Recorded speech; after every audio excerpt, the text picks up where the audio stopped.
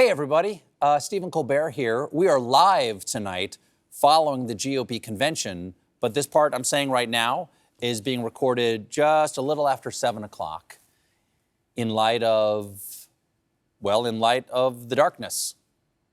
The United States came close to a great tragedy on Saturday when, at a political rally down in Pennsylvania, a 20-year-old gunman shot and nearly killed a former president and the man who today became the 2024 Republican nominee.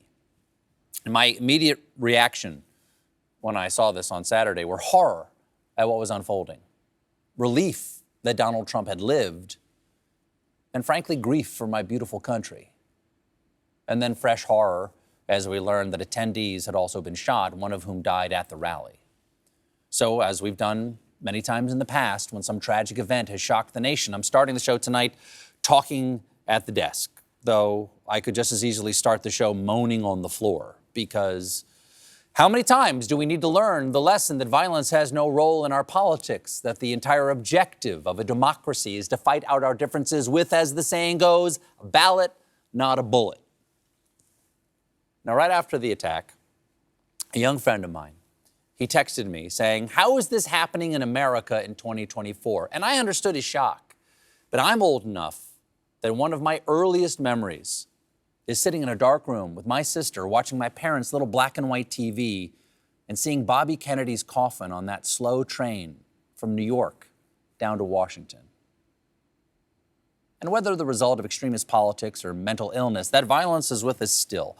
From the shooting of a GOP baseball practice that seriously injured Steve Scalise, to the plot to kidnap and kill Governor Gretchen Whitmer, to the hammer attack that nearly killed Paul Pelosi, to the horrors of January 6th, to this most recent attack. And the man who fired the shot seemed to have conflicted or confusing motivations, at least by the standards of today's stark left and right divide. Someone barely out of boyhood who reportedly donated to a Democratic group in 2021, then registered as a Republican that same year. So we may never understand his motivation, nor is that necessarily our job. Our job as American citizens is to reject violence and violent rhetoric in this time of crisis, however hard we want to fight for our ideas. And in that regard, not only is violence evil, it is useless. As I quoted when Representative Steve Scalise was shot, violence is the last refuge of the incompetent. Violence, or even calls for violence, invalidate any ideas. This week in Milwaukee and next month in Chicago, these conventions will be about the candidates who are nominated, but they're really about the ideas that these two candidates represent and the future America they want to lead us to.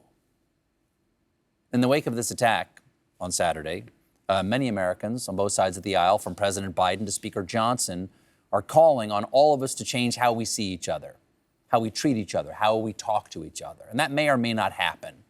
But those conflicting ideas will remain the same. So this week, we're going to do our best to talk about those ideas, the people who represent those ideas, and many other things with guests. And who knows, if we're lucky, maybe some fart jokes. This is The Late Show.